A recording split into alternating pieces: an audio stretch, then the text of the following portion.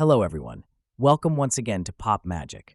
Today, we'll delve into the second book in the Harry Potter series, Harry Potter and the Chamber of Secrets.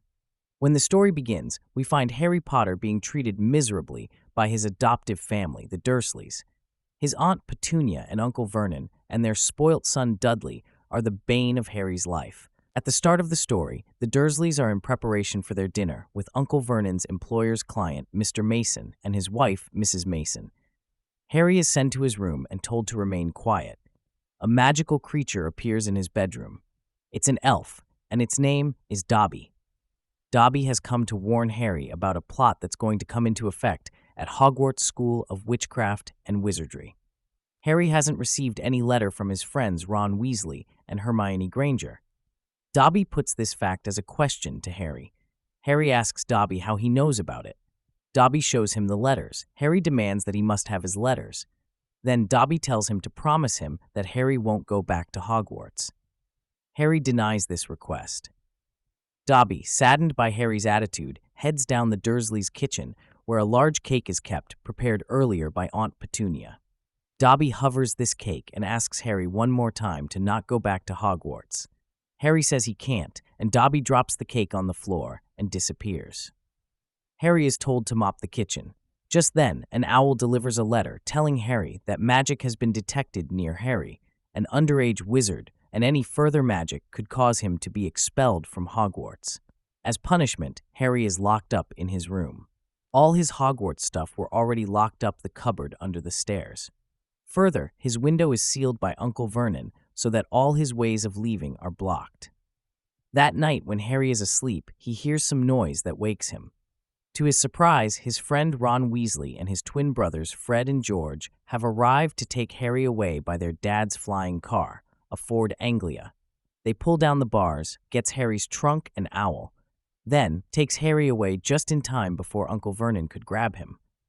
Mrs. Weasley is upset that the Weasley boys took their dad's car, but she mellows down when she sees Harry.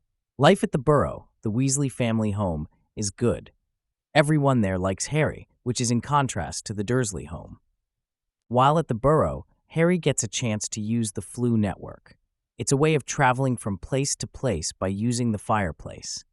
The travelers have to enter the fireplace, throw the Floo powder into the fireplace, and state the place they hope to travel to. The Weasley kids, including fresher Ginny Weasley, are starting school in September. They need to get school supplies, so they travel to Diagon Alley through Floo network. It's tricky traveling through Floo network. Harry has trouble with it. He ends up in Nocturne Alley instead of Diagon Alley. Harry is rescued from the shady place by Hagrid, who had come to get flesh-eating slug repellent. Harry soon meets up the Weasleys, who were worried about him. They meet Hermione there, too. After having ice creams, the trio meet the Weasleys at Flourish and Blott's booksellers. There, Harry and others meet the famous wizard Gilderoy Lockhart, who poses with Harry for the Daily Prophet. Lockhart announces that he would be teaching at Hogwarts that year as the new defense against the dark arts teacher. The trio meets Draco Malfoy at the bookstore. With him was his father, Lucius Malfoy, who takes one look at Weasleys, the Grangers, and makes derisive remarks about Arthur Weasley, who gets provoked. There's an altercation. Hagrid pulls the two men apart, and Lucius Malfoy slips a book into Ginny's cauldron in the meantime. On the day of the departure, Mr. Weasley takes them all in his enchanted car. They reach the platform. Everyone goes through the barrier. When Harry and Ron tries to cross the barrier, it doesn't let them through. Worried about missing the train, Harry suggests they go wait by the car, when Ron suggests they should ride the car to Hogwarts. Harry agrees. They have fun traveling by the car, but as the destination nears, the car starts to rumble. It has never traveled this far. It's dark, and when Harry and Ron finally get to Hogwarts, they crash into a tree called the Humping Willow. The tree assaults the car. Harry and Ron are lucky to get out of it alive. The car then drives itself away into the Forbidden Forest. Ron finds that his wand has been broken. They're met with Snape, and he scolds them severely. Professors McGonagall and Dumbledore arrive. Harry and Ron expect to be thrown out, but Dumbledore tells them if they repeat any more law-breaking, they'll be thrown out for sure. They get detention, though. Harry and Ron find themselves lucky. The trio attends their first class. In herbology, a plant called mandrake is introduced. Mandrakes have the capacity to revive things that have been petrified or cast with evil magic. The trio also has classes with Lockhart. He is a vain man who is all about promoting himself. In the first class, he introduces them to pixies, little creatures with appointed faces. Upon releasing them, they cause havoc in the class. Lockhart is unable to control them and tells Harry, Hermione, and Ron to put them back in the cages. Harry and Ron are disgusted with Lockhart, but not Hermione. She believes the books Lockhart wrote and thinks he's a hero. Oliver Wood, the Gryffindor Quidditch team captain, wants to train his team with tactics he had devised. He takes them to the grounds for practice, but they see the Slytherins are there as well. They want to train their new seeker, Draco Malfoy. Harry and everyone sees that the Slytherins all have new brooms, Nimbus 2001, faster and better than Harry's own Nimbus 2000. Hermione and Ron comes down to have a look. Hermione comments that everyone in Gryffindor team got in because of talent, that they didn't buy their way in. Upon hearing this, Malfoy calls her a mudblood, a derogatory term used to call muggle-born witches and wizards. Ron curses Malfoy with his broken wand. The curse backfires and Ron starts vomiting slugs, much to the delight of the Slytherins. Harry and Hermione takes him to Hagrid's. Harry has Quidditch practice and he meets nearly headless Nick on his way back. Filch catches Harry making the floor dirty. Nick helps Harry out. Out of gratitude, Harry asks whether there was anything he could do for Nick. Nick invites Harry and his friends to his death day party. Harry agrees to come. Harry has his detention with Lockhart that night, while Ron has to help Filch, the caretaker, polish the trophies in the trophy room. Harry helps Lockhart address his fan letters. While in Lockhart's office, Harry hears a sound, someone threatening to kill. He shakes it off and heads back to Gryffindor Common Room, tells Ron and Hermione about it, who are amazed. On Halloween, Harry, Hermione, and Ron attend the death day party of nearly headless Nick. There, the trio meets Moaning Myrtle, a ghost that haunts the girls' bathroom. The trio leaves the death day party. On their way back, they see the floor near the girls' bathroom is flooded, and there's a writing on the wall that says, "The Chamber of Secrets has been opened. The enemies of the heir, beware." Harry sees Filch's cat, Mrs. Norris, is hanging from the lamp, looking dead. The students come out of the Great Hall, and so do the teachers, and they all witness what the trio discovered. Filch arrives. He reacts in a way indicating Harry was responsible for his cat's condition. Dumbledore tells him otherwise. He says Mrs. Norris isn't dead, but petrified. The castle is abuzz with what happened. Harry and the other second-year Gryffindors have class with Professor Binns, the only teacher who's a ghost. Hermione asks him about the Chamber of Secrets. After much cajoling, Binns tells them about the chamber. The chamber was built by Salazar Slytherin, and it supposedly contains Slytherin's monster. However, Binns dismisses it as legend and nothing else. Clever witches and wizards have searched the castle several times, and nobody ever found such a chamber. The Quidditch season is on, and the first match is between Gryffindor and Slytherin. The match starts in an exciting fashion. However, it takes a turn for the worse when a bludger, the ball that is used to keep off the opponents, goes rogue. It goes only after Harry. Fred and George, the beaters of Gryffindor team, tries to stop it, but to no avail. It won't leave Harry alone. Harry, having had enough, tells them to leave him alone, as he needs to find the snitch. Harry locates the snitch. However, the rogue bludger hits him and breaks his arm. Despite having injured his arm, Harry catches the snitch, winning the match for Gryffindor. Post-match, the team gathers around Harry. Professor Lockhart tries to heal the injured arm, but ends up causing Harry's bones to vanish. At the hospital wing, Madame Pomfrey gives Harry Skele-Gro to regrow the bones in his arm, a very painful process. That night, Dobby appears beside Harry, and he says it was he who set the bludger on Harry, and he who blocked the entrance at the platform. Harry grows angry, but his anger dissipates after seeing Dobby's pathetic condition. Dobby, meanwhile, reveals that the Chamber of Secrets has been opened before. In the hospital wing, someone is brought in, a new victim of the Heir of Slytherin. Harry tells Hermione and Ron the next day what happened when he gets out of the hospital wing. A few days later, the common room is abuzz with students reading the notice board. A dueling club is being organized to help students learn dueling.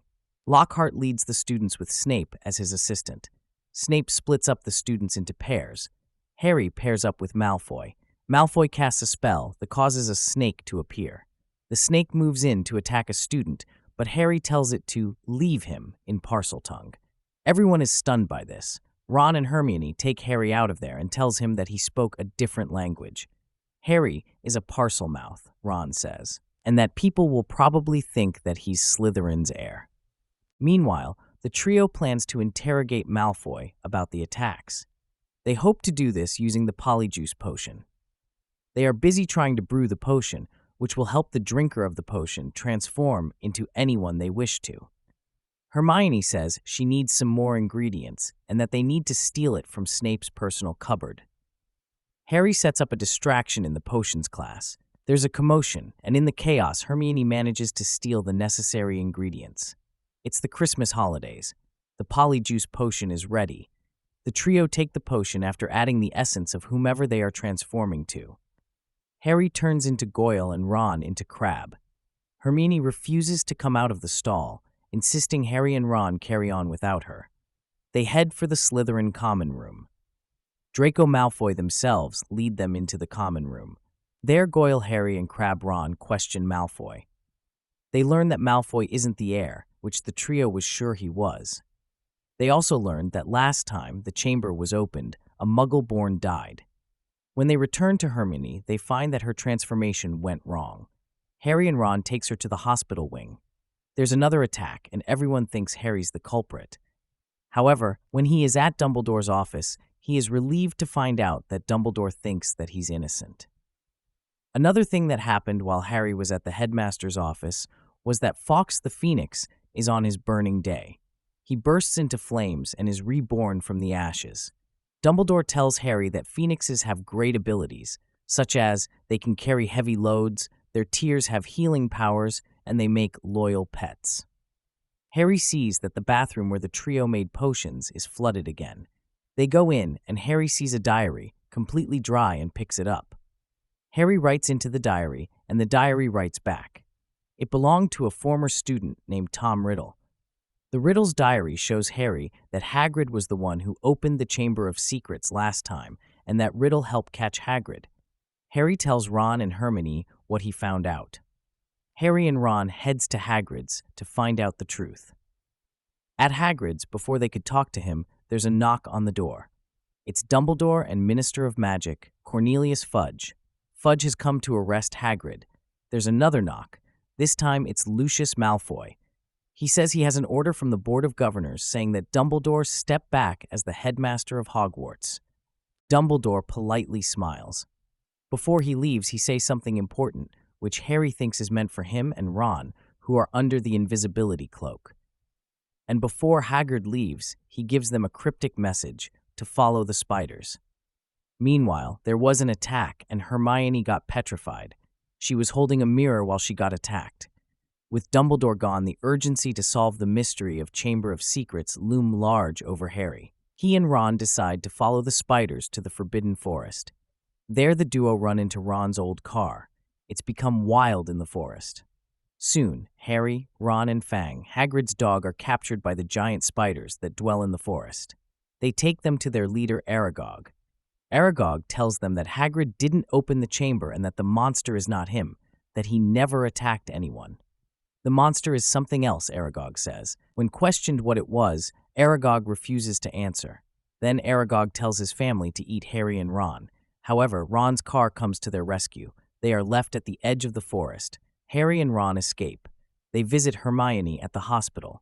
From her hand, they get a piece of paper torn from a book from the library. It's about a monster called Basilisk, a giant snake. Harry figures out that the Slytherin's monster is the basilisk, a great snake. Only he could hear it, because he's Parselmouth. Nobody was killed because they only indirectly looked at the thing.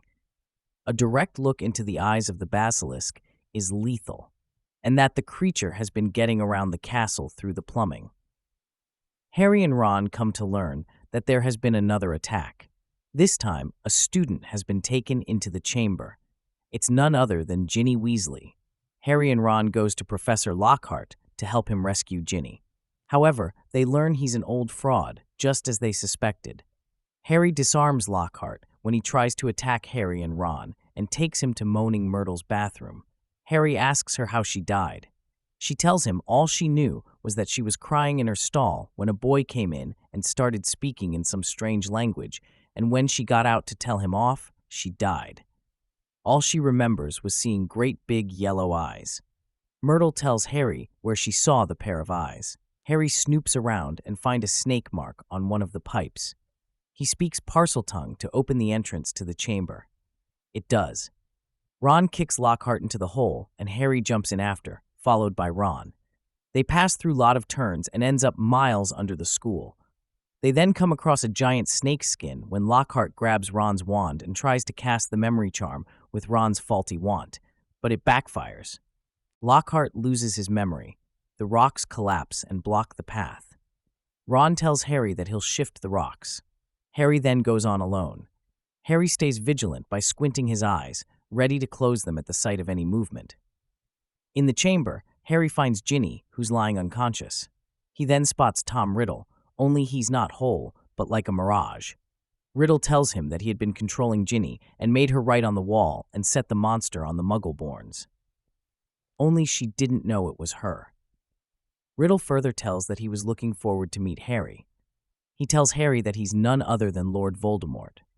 Harry makes snide remark that Voldemort is afraid of Dumbledore and that Dumbledore is the greatest wizard of all time. This calls Fawkes to Harry, who brings the sorting hat with it. Riddle laughs derisively. He calls the basilisk and gives it command to kill Harry. Fawkes, however, blinds the basilisk. But Riddle tells the snake to smell out Harry and kill him. Harry runs and dodges the great snake. He puts on the sorting hat, asking for help. Just then, a sword appears out of the sorting hat. Harry picks up the sword and has a go at the snake. It's barely a match, but Harry uses his full might behind the sword and thrusts it into the roof of the snake's mouth, killing it. While doing it, the snake's venomous fang is lodged into Harry's arm. Harry thinks he's dying, but Fawkes heals his wound with its tears. Riddle is far from happy. He tries to have a go at Harry himself with Harry's own wand. Harry didn't know how he did it or why he did it, but he takes the basilisk fang and plunges it into the diary. The fang melts a hole in the diary, and in Riddle too. Harry finished him off. He then sees that Ginny is awake. Harry takes her, Ron and Lockhart back to the castle by holding onto Fawkes as the phoenix can carry immense load. At the castle, Harry explains what happened to Professors Dumbledore, McGonagall, Mr. and Mrs. Weasley. When Dumbledore and Harry are alone, Harry tells him that Riddle said he and Harry are almost the same. Harry wonders whether he should have been in Slytherin. Dumbledore assures Harry that he's a true Gryffindor. The sword that Harry pulled out from the sorting hat belongs to Godric Gryffindor. Only a true Gryffindor could have pulled that out, says Dumbledore. Meanwhile, Lucius Malfoy walks in with Dobby. Harry learns that the Malfoys are Dobby's masters. Harry tells Mr. Malfoy that the latter put the Riddle's diary into Ginny Weasley's cauldron.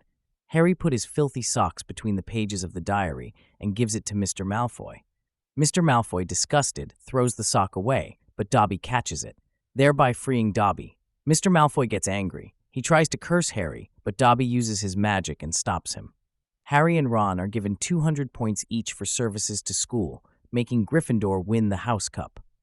Hagrid is once again back as the gameskeeper. Hermione and others are revived with Mandrake Draft. Harry and friends board the Hogwarts Express and are back in London. He will be going to the Dursleys again, but before that, he gives Ron and Hermione his telephone number and tells them to call him. The story ends there. That was Harry Potter and Chamber of Secrets. It has been a Pop Magic production. Hope you enjoyed this magical ride. Please don't forget to like, share, and subscribe, and hit the notification bell if you want more of such content. See you next time. Until then, goodbye.